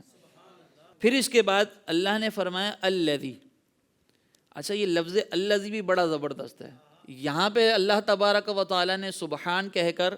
اپنے محبوب کی عظمت کا دفاع کیا، اپنے محبوب کی عظمت کو اجاگر کیا. اب یہ لفظ الذی یہ کلام عرب میں اس لیے استعمال کیا جاتا ہے کہ جو پہلے چیز آئی ہے، جو پہلے بات بیان کی گئی ہے، اس بات کی مزید معرفت حاصل کرنی ہو تو الذی کے بعد آنے والے کلام کو دیکھا جاتا ہے تو پہلے والے کی مزید معرفت حاصل ہو جاتی ہے، کامل معرفت حاصل ہو جاتی ہے. اللہ نے لفظ الذی سے پہلے اپنے محبوب کا دفاع کرنے کے لیے فرمایا کہ سبحان ہے وہ ذات. اب الذی کے بعد اللہ تعالیٰ نے فرمایا اسری بعبدہ لیلا من المسجد الحرام. تو یہاں پہ علماء فرماتے ہیں کہ ذرا غور کریں کہ اللہ تعالیٰ نے لفظ سبحان کہہ کر محبوب کی عظمتوں کا دفاع کیا، اور جب وہ عظمتیں اجاگر ہو گئیں تو اللہ تبارک و تعالیٰ نے فرمایا کہ سبحان کی معرفت حاصل کرنی ہے، سبحان کو پہچاننا ہے تو اس ذات کو دیکھو کہ جو راتوں رات سفر کر کے واپس آئی ہے، تو تمہیں سمجھ میں آئے گا کہ اللہ تبارک و تعالیٰ کی کامل قدرت کیسی ہے اور اس کی قدرت نقص سے پاک کیسی ہے. تو اللہ تبارک و تعالیٰ نے محبوب کا دفاع لفظ سبحان سے فرمایا اور الذی کے ذریعے ان عظمتوں کو اپنا تعارف بنا دیا کہ اگر میرا تعارف دیکھنا ہے تو میرے محبوب کی معراج کو دیکھو، تمہیں سمجھ میں آ جائے گا کہ میری قدرت کتنی کامل ہے. پھر آگے فرمایا اسری بعبدہ. تو پہلے لفظ اسرا کو اگر ہم دیکھیں تو یہ اس بات کی طرف اشارہ کرتا ہے کہ یہ سفر جو ہے ایک تو حالت بیداری میں تھا، کیونکہ جب کوئی حالت نوم میں عالم رویا میں سفر کرتا ہے نا تو اس کو اسرا نہیں کہتے. اور دوسرا یہ اس طرف بھی اشارہ ہے کہ یہ سفر کوئی مجبوری میں نہیں کیا گیا تھا. بعض اوقات جب سفر کیا جاتا ہے، مختلف اسفار ہوتے ہیں تو اس کے اندر مجبوری ہوتی ہے، بھئی جاب کے لیے جا رہے ہیں، کاروبار کے لیے جا رہے ہیں، مجبوری ہے. لیکن یہ سفر مجبوری نہیں ہے، یہاں تو ہمارے محبوب سیر کے لیے جا رہے ہیں. تو اللہ نے فرمایا کہ سبحان الذی اسری بعبدہ، کہ وہ پاک ہے وہ ذات جس نے اپنے بندے کو راتوں رات سیر کروائی ہے. یہ مجبوری کا سفر نہیں تھا، یہ سفر قلبی راحت کے لیے تھا، یہ قلبی تسکین کے لیے تھا جو اللہ نے اپنے محبوب کو کروایا ہے. پھر اس کے بعد بعبدہ کہا. یہ لفظ عبد جو ہے نا، یہ لفظ عبد اس بات کی طرف اشارہ کرتا ہے کہ یہ صرف روحانی معراج نہیں تھی، یہ جسمانی معراج بھی تھی. قرآن میں ایک مقام پر اللہ تبارک و تعالیٰ نے فرمایا کہ ارأیت الذی ینہی عبدا اذا صلی، کہ کیا تم نے اس شخص کو نہیں دیکھا کہ جو منع کرتا ہے بندے کو نماز پڑھنے سے. یہ ابو جہل کے واقعے کی طرف اشارہ ہے کہ ابو جہل جو ہے وہ سرکار علیہ الصلوۃ والسلام کے بارے میں یہ کہا کرتا تھا کہ اگر یہ نماز پڑھیں تو میں ان کے ساتھ کوئی گستاخانہ حرکت کروں. وہ اپنے گستاخانہ جملے کہتا تھا. تو ایک روز وہ اسی بدنیتی کے ساتھ سرکار علیہ السلام کے پاس آیا. ابھی وہ سرکار کی جانب بڑھ ہی رہا تھا کہ اچانک واپس دوڑ کر بھاگ گیا. تو لوگوں نے اس سے کہا کہ تو بڑے جوش میں تھا، تیرے تو یہ ارادے تھے، تو جب تو قریب پہنچا تو واپسی کیوں چلا گیا؟ تو کہنے لگا کہ جب میں محمد کے قریب گیا تو میں نے دیکھا کہ ان کے اور میرے درمیان ایک گہری خندق ہے، اور اس خندق کے اندر جو ہے وہ آگ جل رہی ہے، اور اس کے قریب میں کچھ پروں والے فرشتے کھڑے ہیں کہ اگر میں ان کو نقصان پہنچاتا تو یہ میری ہڈیاں اور میرے اعضاء کو چورا کر دیتے. تو یہ اس واقعے کی طرف اللہ تعالیٰ نے فرمایا کہ ارأیت الذی ینہی عبدا اذا صلی، کہ کیا آپ نے اس شخص کو نہیں دیکھا کہ جو بندے کو نماز پڑھنے سے منع کرتا ہے. یہاں لفظ عبد استعمال ہوا، اور سرکار علیہ الصلوۃ والسلام جسم و روح کے ساتھ وہ نماز ادا کر رہے تھے. تو معلوم ہوا کہ یہ لفظ عبد اس بات کی طرف اشارہ ہے کہ یہ جو معراج ہے یہ جسم اور روح کے ساتھ ہوئی ہے، صرف روحانی معراج نہیں ہے. اور پھر یہاں پر صرف لفظ عبد نہیں کہا، فرمایا بعبدہ، ہمارے بندے. اللہ تعالیٰ نے اپنے بندے کو جو ہے وہ یہ سیر کروائی. اب ذرا آپ اس پہ غور کریں کہ جب اللہ تبارک و تعالیٰ نے یہ فرمایا نا کہ اپنے بندے، تو اس میں بھی بڑا کمال نقطہ ہے. صرف یہی نہیں، اللہ تعالیٰ نے جب بھی اپنے محبوب کا ذکر کیا نا تو اپنی جانب اضافت کر کے ایک اور مقام پر فرمایا کہ فَأَوْحَىٰ إِلَىٰ عَبْدِهِ مَا أَوْحَىٰ، کہ جب رب نے اپنے بندے کی طرف جو وحی فرمانی تھی وہ وحی فرمائی. ایک مقام پر فرمایا کہ أَلَيْسَ اللَّهُ بِكَافٍ عَبْدَهُ، کہ اللہ تبارک و تعالیٰ اپنے بندے کو کیا کافی نہیں ہے. تو یہاں پر آپ دیکھیں کہ اللہ تعالیٰ نے جب بھی اپنے بندے کا ذکر کیا تو ساتھ فرمایا کہ ہمارا بندہ ہے. اور دوسری جانب جب رب تبارک و تعالیٰ اپنے رب ہونے کا ذکر فرماتا ہے اور محبوب کو خطاب کرتے ہوئے فرماتا ہے وَإِذْ قَالَ رَبُّكَ لِلْمَلَائِكَةِ انی جاعل فی الارض، کہ اے محبوب آپ یاد کریں کہ جب آپ کے رب نے کہا تھا کہ میں زمین میں خلیفہ بنانے والا ہوں۔ پھر اسی طریقے سے آپ دیکھیں کہ ایک اور مقام پر اللہ تبارک و تعالیٰ نے اپنے بارے میں یہ ارشاد فرمایا کہ یا ایھا الرسول، اے رسول، بلغ ما انزل الیک من ربک، جو آپ کی طرف آپ کے رب کی طرف سے بھیجا گیا ہے، جو آپ کے رب کی طرف سے نازل کیا گیا، اس کو لوگوں تک پہنچا دیں۔ تو جب اللہ تبارک و تعالیٰ نے بندے کا ذکر کیا تو فرمایا کہ ہمارے بندے، اپنے رب ہونے کا ذکر کیا تو فرمایا کہ آپ کا رب۔ تو مفسرین فرماتے ہیں یہ اس بات کی طرف اشارہ ہے کہ رب تبارک و تعالیٰ اسی سے راضی ہوگا، رب تبارک و تعالیٰ اسی کو اپنا محبوب بنائے گا کہ جو بندے کو رب تبارک و تعالیٰ کے محبوب مانے، اور رب کو اس لیے مانے کہ یہ رب مصطفیٰ کا رب ہے۔ تو اس کا مطلب یہ ہوا کہ بخدا خدا کا یہی ہے در، نہیں اور کوئی مفر مقر، جو وہاں سے ہو یہیں آ کے ہو، جو یہاں نہیں وہ وہاں نہیں۔ اور یہ بات تو جبریل امین بھی سمجھ گئے۔ جب سرکار علیہ الصلوۃ والسلام سدرۃ المنتہا پر پہنچے تو جبریل امین نے عرض کی کہ یا رسول اللہ، یہاں سے آگے میں ایک قدم بھی نہیں بڑھا سکتا، اگر ایک بھی قدم آگے بڑھائے تو میرے پڑ جل جائیں گے۔ تو سرکار علیہ السلام نے یہ نہیں فرمایا کہ اے جبریل، اب تک تو تم راستہ بتا رہے تھے، مجھے تو نہیں پتا کہ آگے کیا ہے کیا نہیں، میں کیسے جاؤں گا؟ سرکار نے یہ نہیں فرمایا۔ سرکار نے فرمایا ٹھیک ہے جبریل، اگر تمہاری کوئی عرض ہے تو بتاؤ، میں وہ عرض پوری کروا دوں اللہ کی بارگاہ میں۔ تو جبریل نے عرض کی کہ حضور، میری یہ خواہش ہے کہ جب آپ کی امت پل صراط سے میدان محشر میں گزر رہی ہو تو میں اپنے پروں کو ان کے نیچے بچھاؤں اور وہ امت بآسانی ادھر سے گزر جائے۔ تو جبریل اپنی تمنا رب کی بارگاہ میں اگر پوری کروا رہے ہیں تو وہ اسی عبد خاص کے ذریعے پوری کروا رہے ہیں۔ تو یہاں پہ معلوم ہوتا ہے کہ صرف آپ اور میں نہیں بلکہ فرشتوں کے سردار بھی اللہ کے نبی کے محتاج ہیں۔ اب یہاں پر ایک اور میں بات ذکر کروں، جیسے میں نے کہا تھا نا کہ یہ واقعہ معراج اپنے مختلف پہلوؤں کے اندر عظمت مصطفیٰ کو بھی اجاگر کرتا ہے اور عقائد کو بھی اجاگر کرتا ہے۔ اب آپ ذرا غور کریں کہ جبریل امین سرکار سے عرض کر رہے ہیں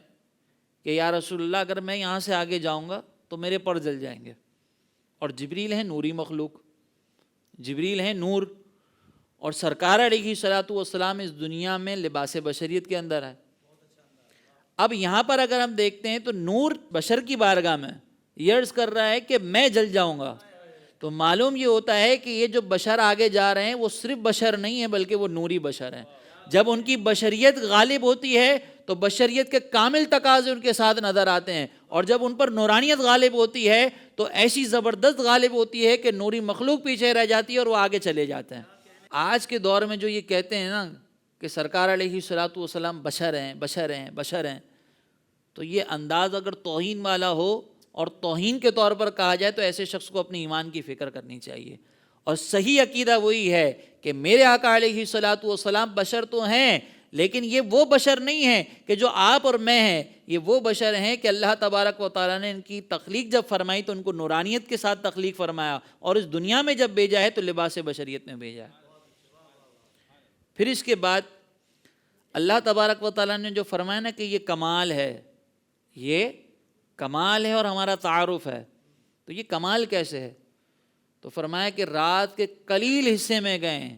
اسریٰ بعبدہ لیلاً، رات کے قلیل حصے میں گئے۔ جب یہ رات کے قلیل حصے میں گئے ہیں مسجد حرام سے مسجد اقصیٰ، تو یہی تو کمال ہے کہ اگر تم اپنی سواریاں بھی استعمال کرو اور تم اگر سواری پر سوار ہو کر بھی جاؤ تو یہ کئی کلومیٹر کا سفر تم 17 گھنٹوں میں، 18 گھنٹوں میں، 24 گھنٹوں میں، 4 گھنٹوں میں پورا کرو گے۔ لیکن جب ہمارے محبوب مسجد حرام سے مسجد اقصیٰ جا رہے ہیں تو رات کے قلیل حصے میں جا کر آ بھی جاتے ہیں، اور ابھی اعلیٰ حضرت فرماتے ہیں کہ خدا کی قدرت کے چاند حق کے کروڑوں منزل میں جلوہ کر کے ابھی نہ تاروں کی چھاؤں بدلی کہ نور کے تڑکے آ لیے تھے۔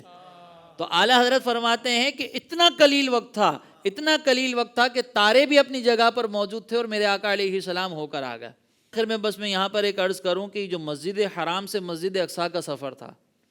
یہ اس لیے کیا گیا، ورنہ ہو تو یہ بھی سکتا تھا کہ اللہ تبارک و تعالیٰ ام ہانی کے گھر سے ہی، کعبہ مشرفہ سے ہی آسمان دنیا کی سیر کروا دیتا، کچھ مشکل نہیں تھا۔ لیکن اللہ تبارک و تعالیٰ کی عادت کریمہ ہے کہ جب اپنے محبوب کی عظمتوں کو ظاہر فرمانا ہو تو اللہ تبارک و تعالیٰ مکمل طور پر اتمام حجت فرماتا ہے۔ جب اعلان نبوت ہونا تھا تو ہو سکتا تھا کہ سرکار علیہ الصلاۃ والسلام جو ہے وہ 25 سال کی عمر میں 20 سال کی عمر میں اعلان نبوت فرما دیتے۔ نبی تو آپ اس وقت بھی تھے کہ جب آدم علیہ السلام پانی اور مٹی کے درمیان تھے،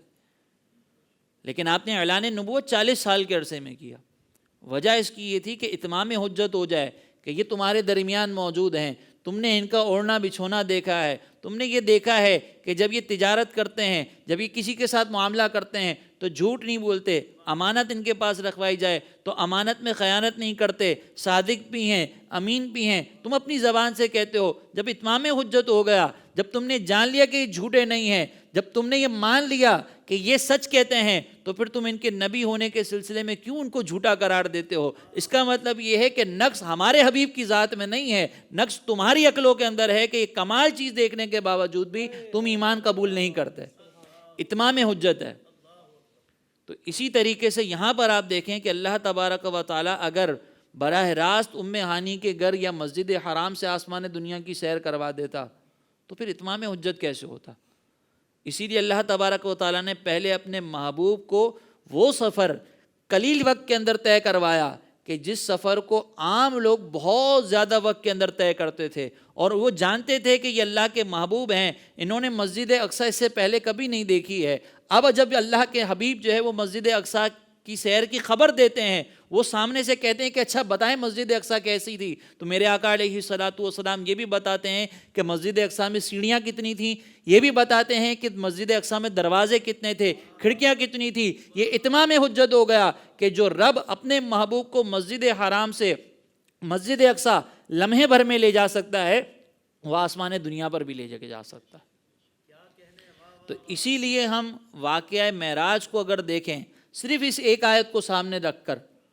تو ہمیں معلوم ہوگا کہ یہ واقعہ معراج جو اللہ تبارک و تعالیٰ نے مختصر جملوں میں مختصر کلمات کے ساتھ بیان فرمایا ہے، اس میں میرے نبی کی ایک ایک عظمت اور ایک ایک شان کو بیان کیا گیا۔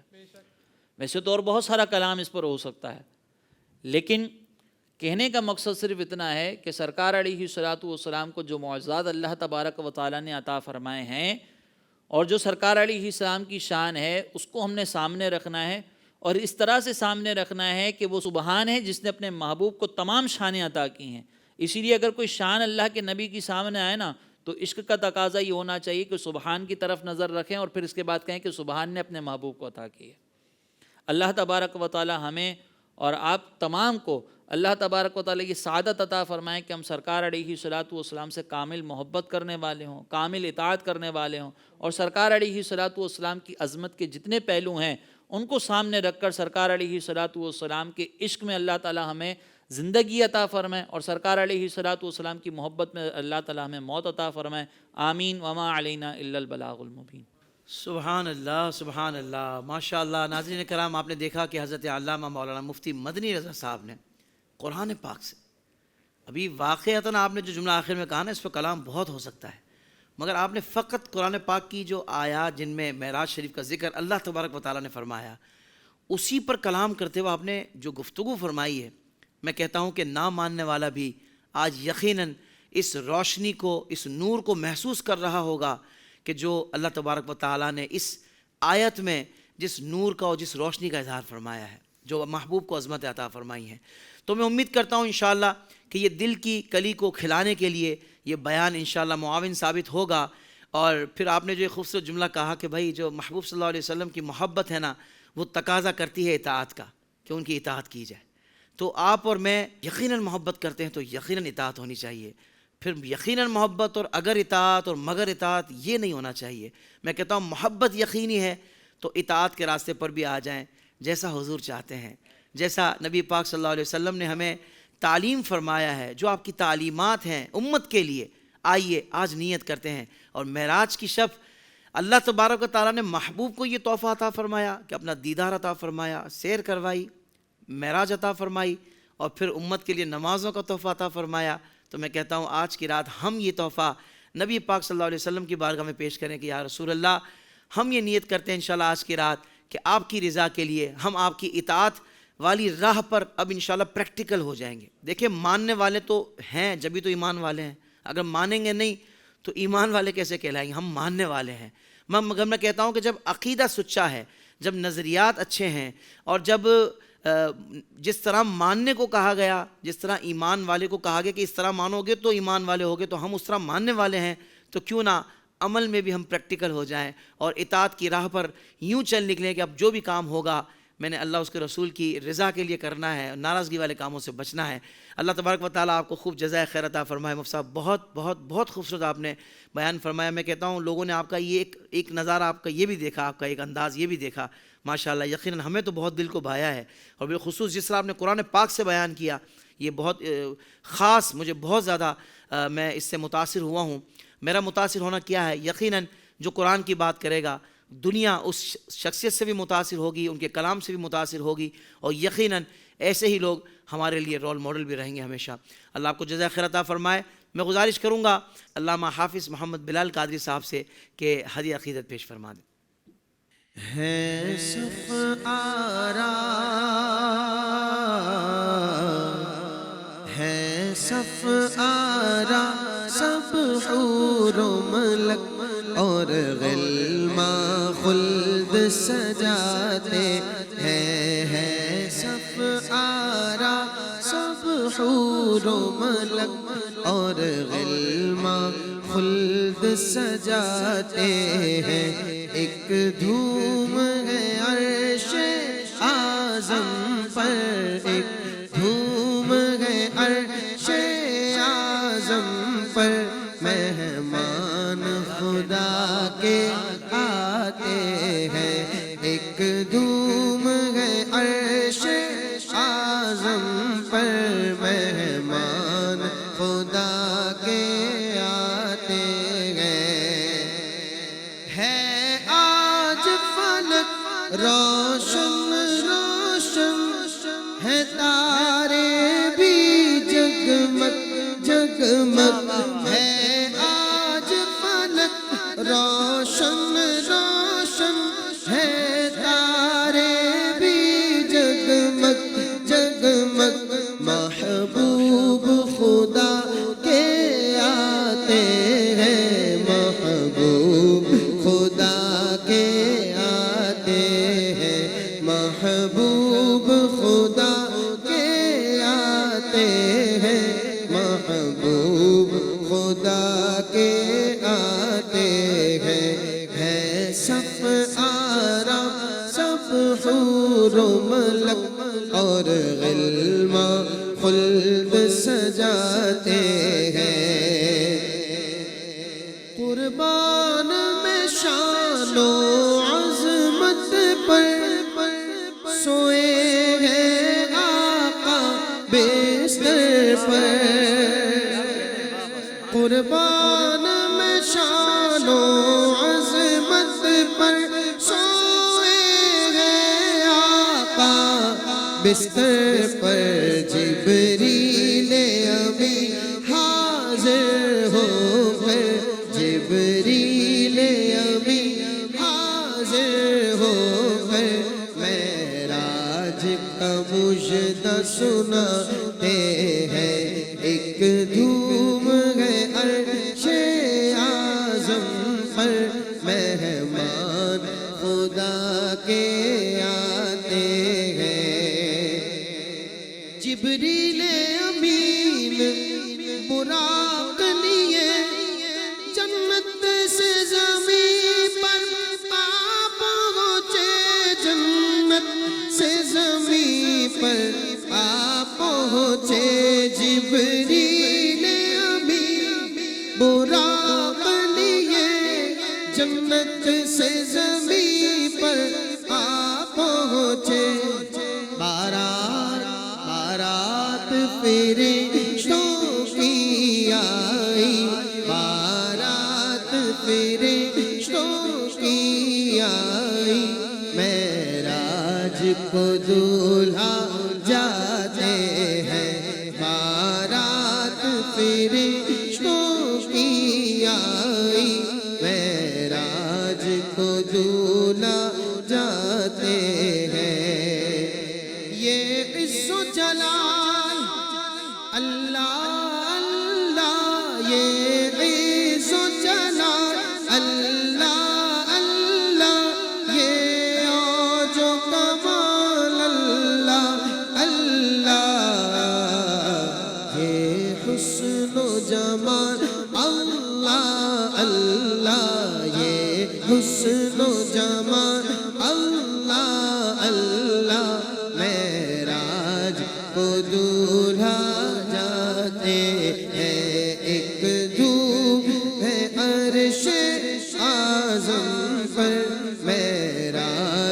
عدولا جاتے ہیں اقصا میں سواری جب پہنچی جبریل نے بڑھ کے کہی تکبیر اقصا میں سواری جب پہنچی جبریل نے بڑھ کے کہی تکبیر اب نبیوں کی امامت اب بڑھ کر سلطان جہاں فرماتے ہیں نبیوں کی امامت اب بڑھ کر سلطان جہاں فرماتے ہیں جبریل ٹھہر کر سدرا پر بولے جو بڑے ہم ایک قدم جبریل ٹھہر کر سدرا پر بولے جو بڑے ہم ایک قدم جل جائیں گے سارے بالوں پر اب ہم تو یہیں رہ جاتے ہیں سب سارا سب حور و ملک اور غلمان خلد سجاتے ہیں معراج کی شب تو یاد رکھا معراج کی شب تو یاد رکھا اب حشر میں کیسے بھولیں گے اتار اسی امید پہ ہم دن اپنے گزارے جاتے ہیں اتار اسی امید پہ ہم دن اپنے گزارے جاتے ہیں ایک دھوم ہے عرش اعظم پر مہمان خدا کے آتے ہیں سبحان اللہ سبحان اللہ سبحان اللہ ماشاء اللہ ہمارے علامہ حافظ محمد بلال قادری صاحب کا جو انداز ہے نا وہ سدا بہار انداز ہے ماشاء اللہ آپ دیکھیں کس طرح حضور کی نعت کس عقیدت بھرے لہجے میں اور کتنے خوبصورت انداز کے ساتھ آپ نے پیش کی اور ایک سما باندھ دیا اللہ تعالیٰ آپ کو عزتیں بلندیاں عطا فرمائے میں گزارش کروں گا سید محمد انس کریمی سے کہ آپ بھی خوبصورت سا کلام پیش فرما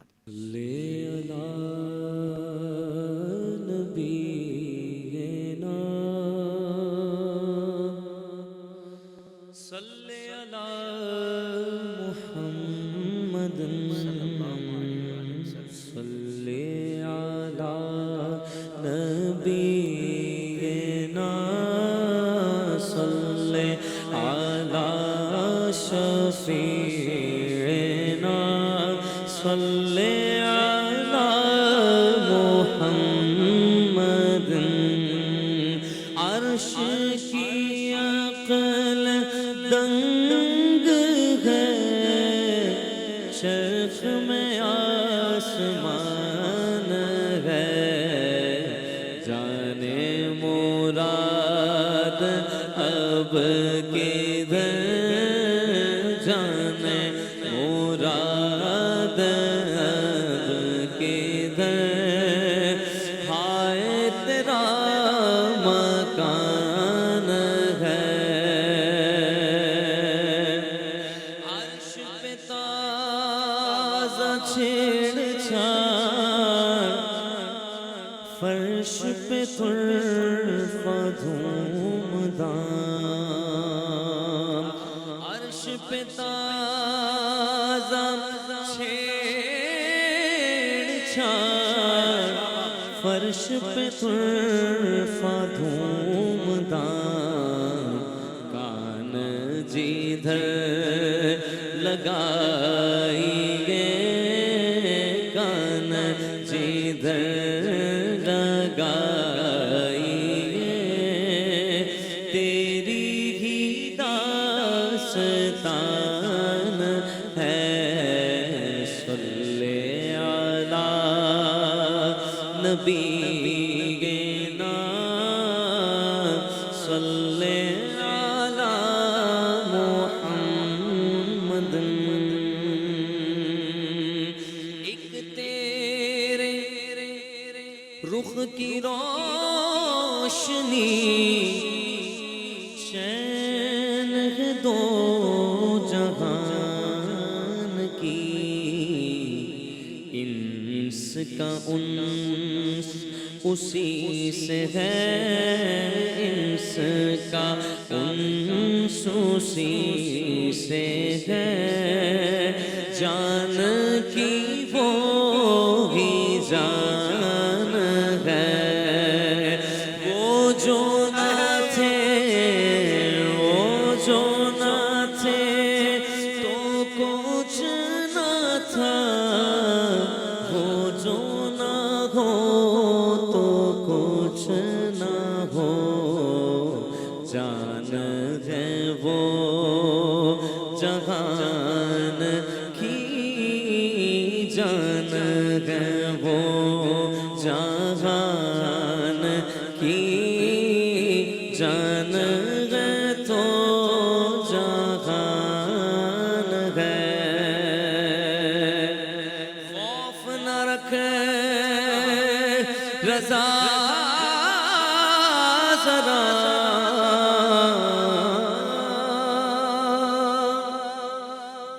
تو عبد مصطفیٰ خوف نہ رکھے رضا ذرا تو عبد مصطفیٰ تیرے لیے امان ہے تیرے لیے امان ہے تیرے لیے امان ہے صلی علی نبینا صلی علی محمد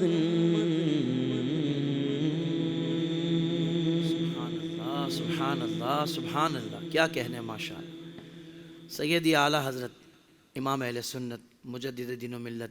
امام احمد رضا خان رحمۃ اللہ تعالیٰ علیہ کا کہا ہوا نعتیہ کلام اور پھر درود پاک کے ورد کے ساتھ جب بندہ حضور کی شان سنتا ہے سبحان اللہ، پھر حضور پر درود پڑھتا ہے، یہ پورا ایک جو ایک کہتے ہیں نا کہ ایک انداز ہونا چاہیے، اس انداز سے آپ نے اس کلام کو پیش کیا۔ اللہ آپ کو اس کی بہترین جزا عطا فرمائے۔ سبحان اللہ۔ اب میں گزارش کروں گا حافظ محمد احسن قادری سے کہ آپ بھی اپنی مدھ بھری آواز میں خوبصورت سا کلام سنا دیں۔ سر نامہ سے طلب ہوئی سوئے منتہا وہ چلے نبی سر نامہ سے طلب ہوئی سوئے منتہا وہ چلے نبی سر نامہ سے طلب ہوئی سوئے منتہا وہ چلے نبی کوئی حد ہے ان کے عروج کی بلغ العلا بکمالہ کوئی حد ہے ان کے عروج کی بلغ العلا بکمالہ بلغ العلا بکمالہ کشف الدجى بجمالہ حسن جميع خصالہ صلوا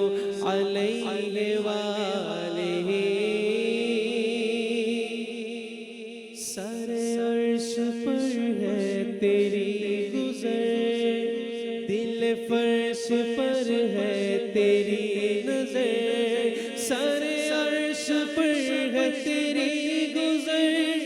دل فرش پر ہے تیری نظر منمو تو ملک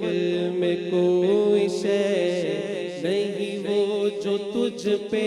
آیا نہیں صلو علیہ وآلہ صلو علیہ وآلہ صلو علیہ وآلہ وہی لامکاں کے مکی ہوئے وہی لامکاں کے مکی ہوئے سر عرش تخت نشی ہوئے وہی لامکاں کے مکی ہوئے سر عرش تخت نشی ہوئے یہ نبی ہے جن کے ہے یہ مکان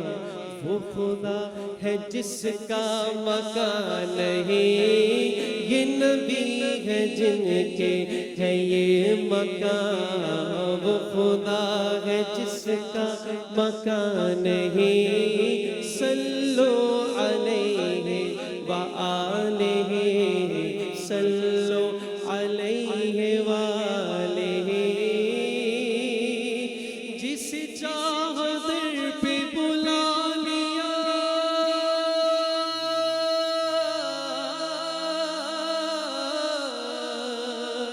جس چاہ در پہ بلا لیا جس چاہ اپنا بنا لیا یہ بڑے کرم کے ہے فیصلے یہ بڑے نصیب کی بات ہے صلو علیہ وآلہ صلو علیہ وآلہ صلو علیہ وآلہ صلو علیہ وآلہ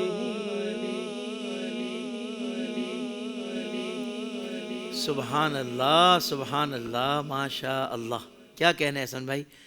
امام عشق و محبت امام اہل سنت سیدی اعلیٰ حضرت کا آپ نے کلام پڑھا جو آپ نے نبی پاک صلی اللہ علیہ وسلم کی شان میں اتنے خوبصورت مصرے امام نے کہے ہیں. اللہ تعالیٰ آپ کو اس کی جزا عطا فرمائے. ناظرین کرام ماشاءاللہ خوبصورت ماحول بنا ہوا ہے. چند اشعار میں بھی کلام کے پیش کرتا ہوں اور اس میں انشاءاللہ ہمارے سید عمر شاہ صاحب بھی اپنے اشعار شامل کریں گے. تو آئیے مل کر ایک گلدستہ پیش کرتے ہیں. محمد ہمارے بڑی شان والے محمد ہمارے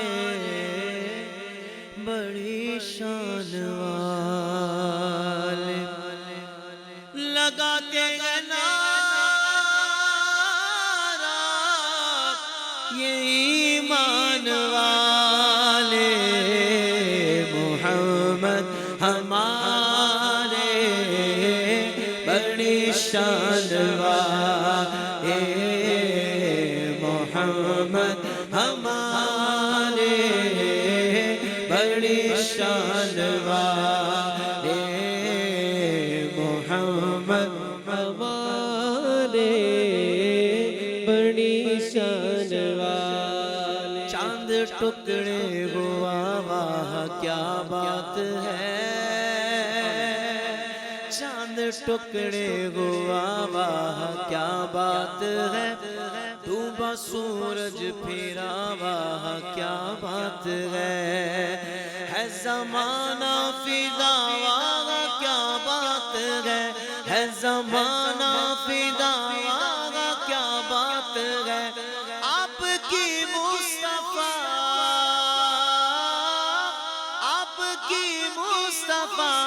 واہ کیا بات ہے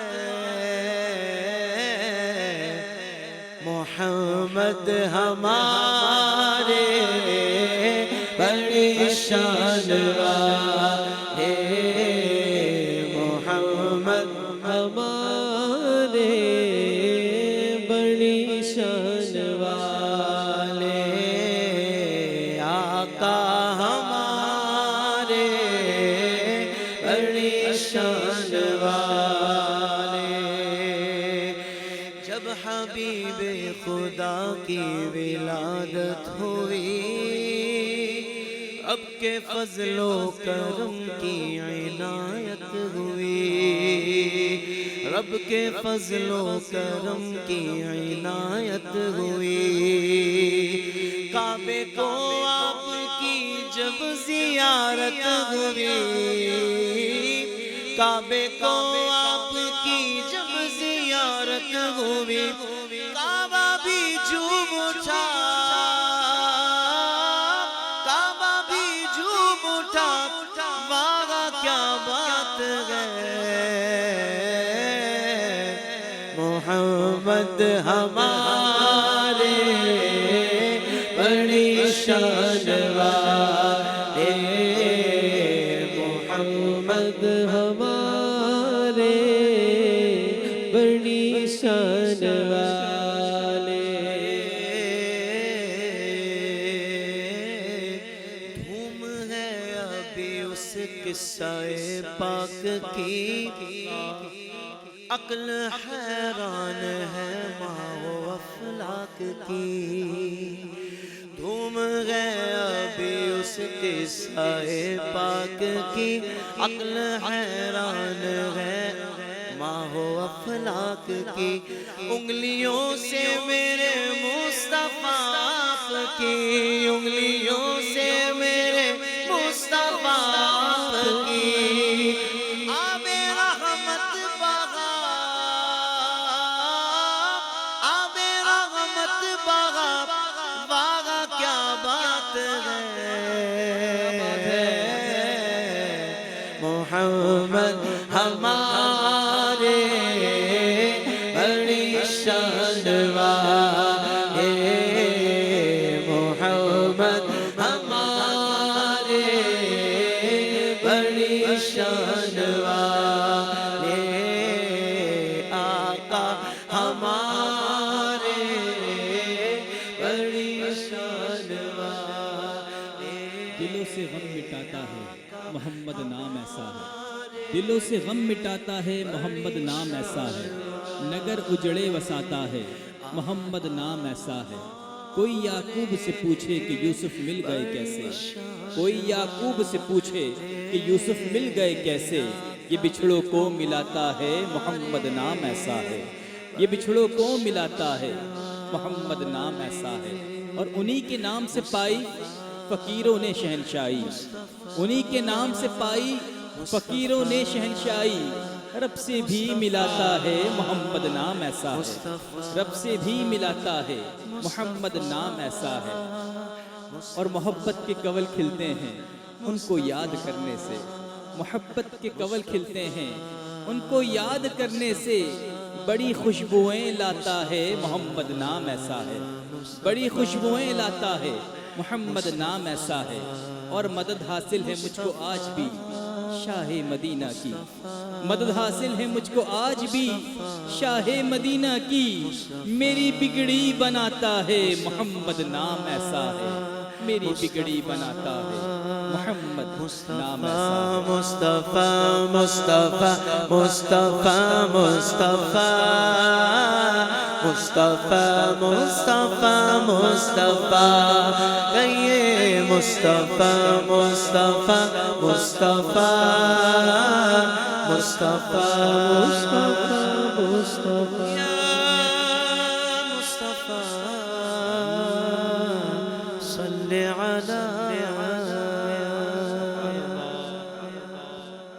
سبحان اللہ سبحان اللہ سبحان اللہ۔ اور پھر آج چونکہ شب معراج مصطفیٰ صلی اللہ علیہ وآلہ وسلم میں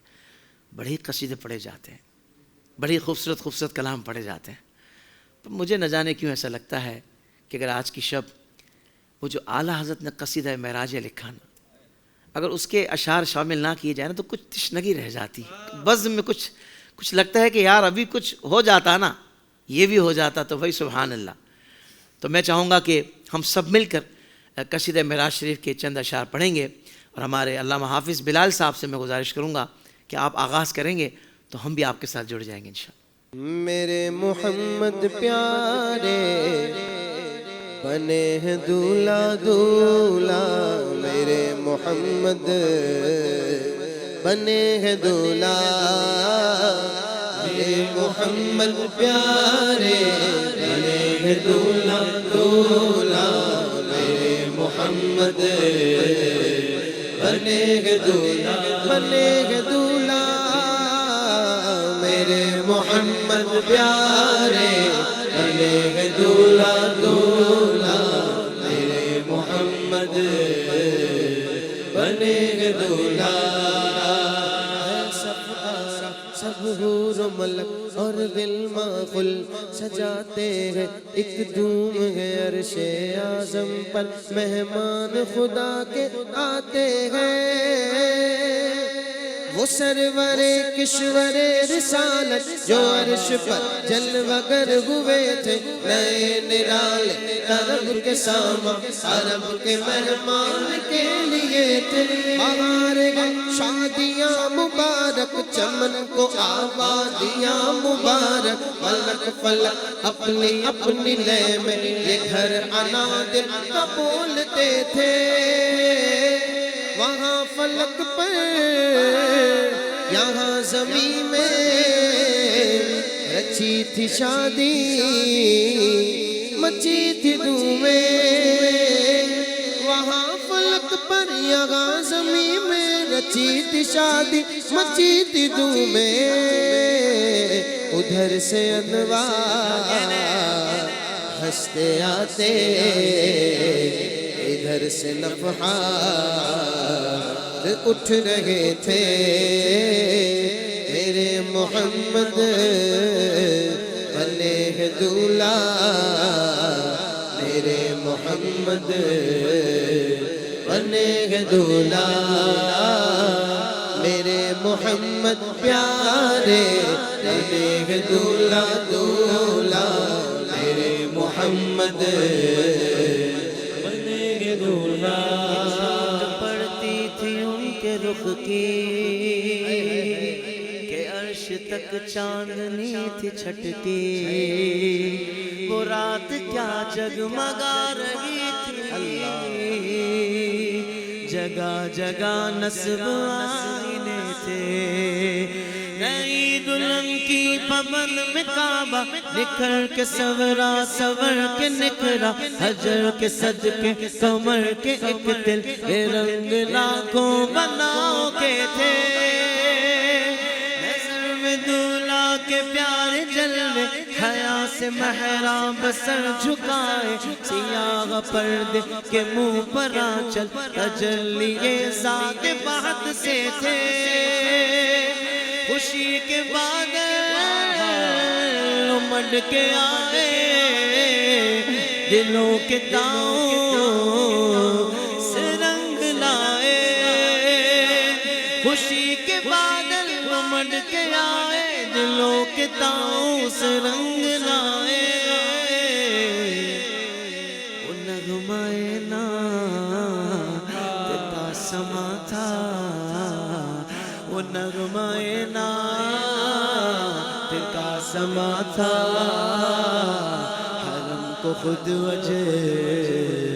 دلا رہے تھے میرے محمد بنے گے دولہا میرے محمد پیارے بنے گے دولہا دولہا میرے محمد بنے گے دولہا اتار کر ان کے رخ کا صدقہ وہ نور کا بٹ رہا تھا باڑا کہ چاند صورت مچل مچل کر جبی کی خیرات مانگتے تھے وہی تو اب تک چھلک رہا ہے وہی تو جو ٹپک رہا ہے نہانے میں جو گرا تھا پانی کٹورے تاروں نے بھر لیے تھے بچا جو تلوار کا ان کے دھوئے بنا وہ جنت کا رنگ روغن جنہوں نے دولہا کی پائی اترے وہ پھول گلزار نور کے تھے میرے محمد بنے گے دولہا میرے محمد پیارے بنے گے دولہا دولہا میرے محمد بنے گے دولہا نماز اقصا میں تھا یہی سر آیا ہو معنی اول آخر کہ دست بستہ ہے پیچھے حاضر جو سلطنت آگے کر گئے تھے ضیائیں کچھ عرش پر یہ آئی کہ ساری قندیل جن ملائی حضور خورشید کیا چمکتے چراغ منہ اپنا دیکھتے تھے یہی سما تھا کہ بیک رحمت خبر یہ لایا کہ چلیے حضرت تمہاری خاطر کشادہ ہے جو کلیم پر بند راستے تھے بڑے محمد محمد قریب احمد قریب سرور ممجد نثار جاؤں یہ کیا ندا تھی یہ کیا سما تھا یہ کیا مزے تھے تبارک اللہ تبارک اللہ حشان تیری تجھی کو زیبا ہے بے نیازی کہیں تو وہ جو شلنترانی کہیں تقاضے وصال کے تھے میرے محمد پیارے بنے ہیں دولہا دولہا میرے محمد بنے ہیں دولہا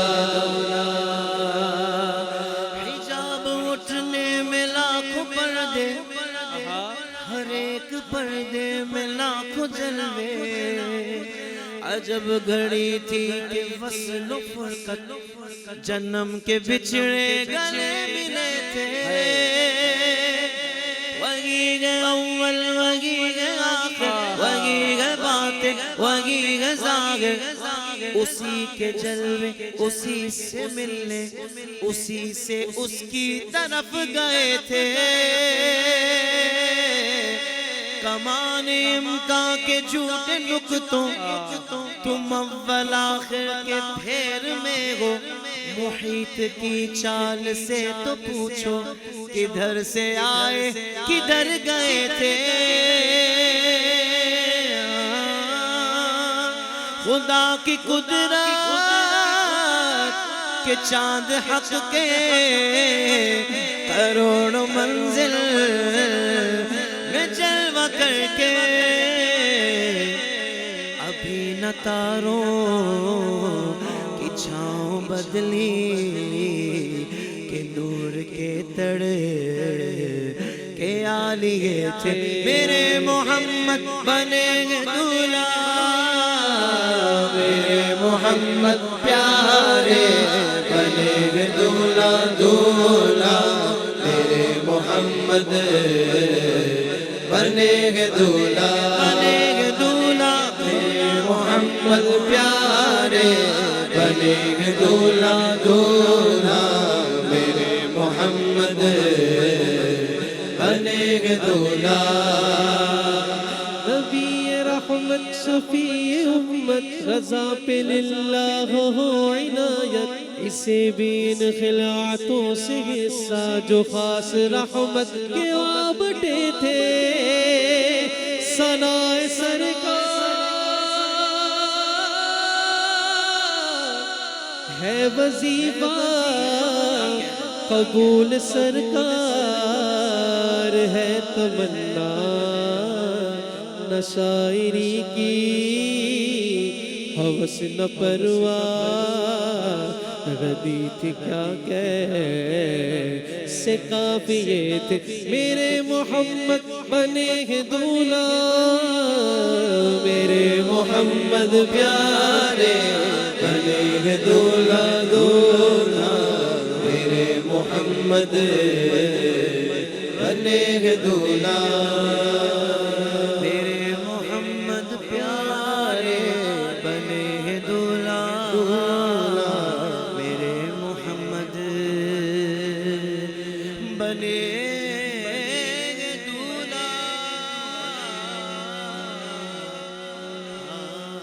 दूल्हा। नाज़रीन इकराम, आपने देखा कैसा रूहानी समा बन गया और कैसा माहौल बन गया। ये आज की रात की बरकतें हैं, ये इस ज़िक्र की बरकतें हैं। और हकीकत में जिसे इस ज़िक्र की हलावत मिल जाए, जिसे इस ज़िक्र की लज़्ज़त से आशनाई मिल जाए ना, फिर वो इसी तरीके से मज़े लेकर और कैफियत के साथ और अपने रूह की तस्कीन के साथ इस ज़िक्र को करता भी है, सुनता भी है और अल्हम्दुलिल्लाह इस ज़िक्र में मशगूल भी रहता है। अल्लाह तबारक व तआला हमारी इस बज़्म को कबूल फरमाए और अपने महबूब की मेराज के सदक़े जो रब तआला ने अता फरमाई और इस एज़ाज़ व इकराम के सदक़े अल्लाह तबारक व तआला हमारी दुनिया व आखिरत दोनों को आसान फरमा दे। दुनिया व आखिरत की भलाइयाँ, आफ़ियत, सलामती और खैर खूबी अता फ़रमाए और हमारी जितनी परेशानियाँ हैं, मुश्किलात अपने करम से अल्लाह ताला दूर फरमाए। नबी पाक सल्लल्लाहु अलैहि वसल्लम की पूरी उम्मत की परेशानियों को दूर फरमाए। जहाँ जहाँ मुसलमान कुफ़ार से बरसर पैकार हैं, अल्लाह तबारक व तआला मुसलमानों को गलबा अता फ़रमाए और दुश्मनान इस्लाम को मग़लूब फरमाए। अल्लाह तबारक व तआला हमें ईमान व आफ़ियत वाली सुन्नतों भरी ज़िंदगी और ईमान व आफ़ियत के साथ शहादत वाली मौत अता फ़रमाए। जज़ाकल्लाहु खैरा। ये ज़िक्र बाकी रहेगा। बज़ाहिर इस बज़्म का वक्त मुकम्मल हुआ, यानी ट्रांसमिशन का वक्त मुकम्मल हुआ, मगर ये ज़िक्र सुबह क़यामत तक बाकी रहेगा और फिर वहाँ भी हुज़ूर का ज़िक्र होना है। इस ज़िक्र का सिलसिला तो इंशाअल्लाह होता रहेगा, बल्कि आला हज़रत तो इस ख्वाहिश का भी इज़हार करते हैं कि सबा वो चले, वो बाग़ फले, कि फूल खिले, कि दिन हो भले, लिवा के तले सना में खुले, रज़ा की ज़बां तुम्हारे लिए। नाज़रीन कराम, ये तो गुफ्तगू हो गई, मगर एक और सेशन होना है। जी हाँ, अभी बहुत प्यारे प्यारे बच्चे हमारे साथ होंगे और उनके साथ बात होगी मेराज मुस्तफ़ा सल्लल्लाहु अलैहि वसल्लम के हवाले से। भाई बच्चे भी आजकल के बड़े तेज़ हो गए, ऐसे ऐसे सवालात लाते हैं, लेकिन हमारे उलमा कराम अल्हम्दुलिल्लाह उनके सवालों का जवाब भी उनकी एक वो ना उनके माइंडसेट के मुताबिक, उनकी जो जहनी सतह है उसके मुताबिक उन सवालों को, उनके जवाबात को आसान करके बच्चों को समझाते हैं कि हमारे आका सल्लल्लाहु अलैहि वसल्लम को मेराज शरीफ कब अता हुई, इसकी क्या बरकतें हैं, क्या फ़जीलतें हैं। तो हज़रत अल्लामा मौलाना मुफ्ती ग़ुलाम दस्तगीर साहब इंशाअल्लाह हमारे साथ तशरीफ़ फरमा होंगे और हम एक सेशन करेंगे बच्चों के साथ और टॉपिक यही होगा, मेराज शरीफ के हवाले से आज बात होगी। तो आप कहीं नहीं जाएंगे, हमारे साथ रहिए।